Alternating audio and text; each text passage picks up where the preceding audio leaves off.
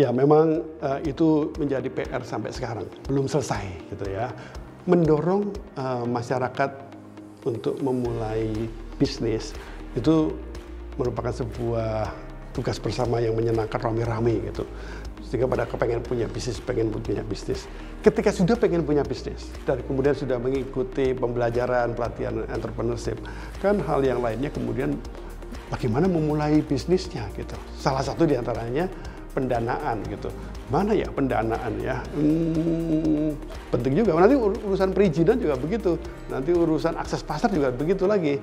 Tetapi hal-hal seperti inilah jadi tantangannya. Khusus tentang pendanaan akhirnya dari dialog-dialog di sana. Kemudian saat itu kebetulan ada muncul pemikiran yang KUR itu ya. Kredit usaha rakyat itu. Nah, kredit usaha rakyat kemudian dikenalkan juga sebagai sarana untuk menemani pendanaan dari masyarakat yang kepengen mengembangkan bisnisnya. Kan bisa jadi ada satu usaha UKM katakan yang sudah selama ini terima KUR. Nah, kemudian anaknya kepengen berwirausaha. Ya, kemudian dikembangkanlah mekanisme gitu. Sehingga pengembangan bisnisnya yang untuk anaknya itu tadi bisa kemudian bisa didanai juga kan gitu. Hal-hal begini tentu saja membutuhkan inovasi.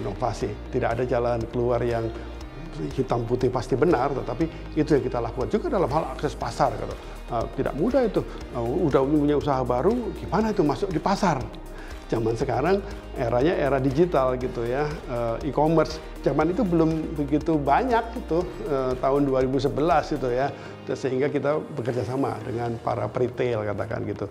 Ayo ini yang wirausaha kasih kesempatan dong dagang di tempat lu gitu. Itu kira-kira yang kita lakukan. Juga nanti akhirnya muncul juga yang masalah juga seringkali jadi masalah besar itu adalah bagaimana merencanakan bisnisnya, apakah bisnis itu langsung jalan begitu saja gitu. Nah, ini yang sebenarnya kemudian menjadi boleh katakan menjadi penggerak kegiatan kita. Banyak hal yang kemudian muncul ide-ide bisnis baru ya dari sana.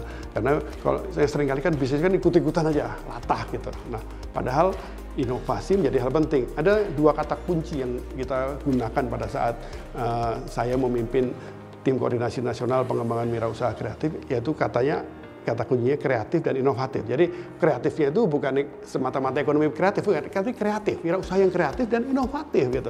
Kreatif dan inovatif ini menjadi kata kunci dan itu artinya kalau mobilnya bisnis baru harus yang punya ide-ide bagus. Nah, era itu kemudian saya sendiri menikmati perjalanan selama 5-6 tahun itu dan kemudian masuklah kepada era startup akhirnya dan di era startup pengembangan ide menjadi hal yang penting.